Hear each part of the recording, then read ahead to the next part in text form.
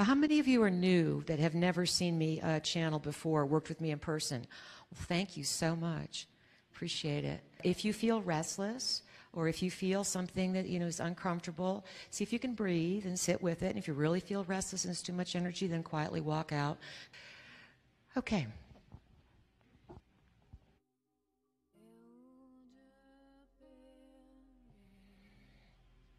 Good afternoon. We are here, and once again, it is our great pleasure to be in your reality. We are a collective of energies. We call ourselves Pleiadians. From your point of view, in the way you look at reality, we come from the future. A future that is actually simultaneously occurring along with your now. All time, in actuality, exists in an ever-expanding moment of experience, and all time is collected and interwoven with all other aspects of time. Think about that for a few moments. You can peek into other realities. In some regard, this is what we do as Pleiadians. We come from the future. Why? Because in our future, a tyranny has reached us, a very nasty tyranny. And we are, as Pleiadians, deeply connected to your planet, long-term ancestors. We are kin. The truth is, you do come from the stars, and that Earth is a genetic library. Because we traced, in time, the genesis of the tyranny. It seems that it all takes place and births itself in this quaint little corner of the multiverse called Earth.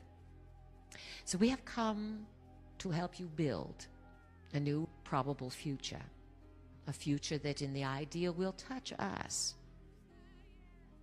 in a large loop and conveyor belt of energy.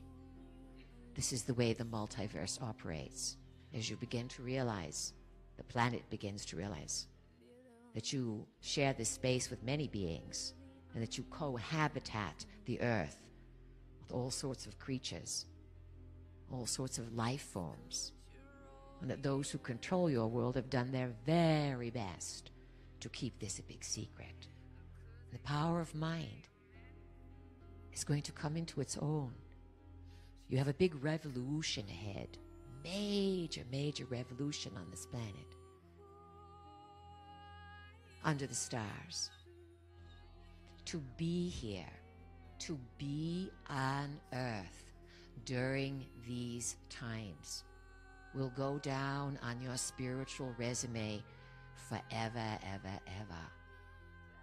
This is a hot spot. All forms of consciousness, all types of beings, all shapes and designs of creatures that have ever interacted with Earth are drawn back here now. And this will give you another idea of some of the anomalous activities that are occurring, from reptiles and giants to inner Earth inhabitants to who are the visitors and what is their agenda. Everyone has come here for one reason or another. You are getting rid of unnecessary fears. What is society doing today but drumming up more and more fear everywhere? And what are you learning to do? You are like ducks, letting it roll off your back like water.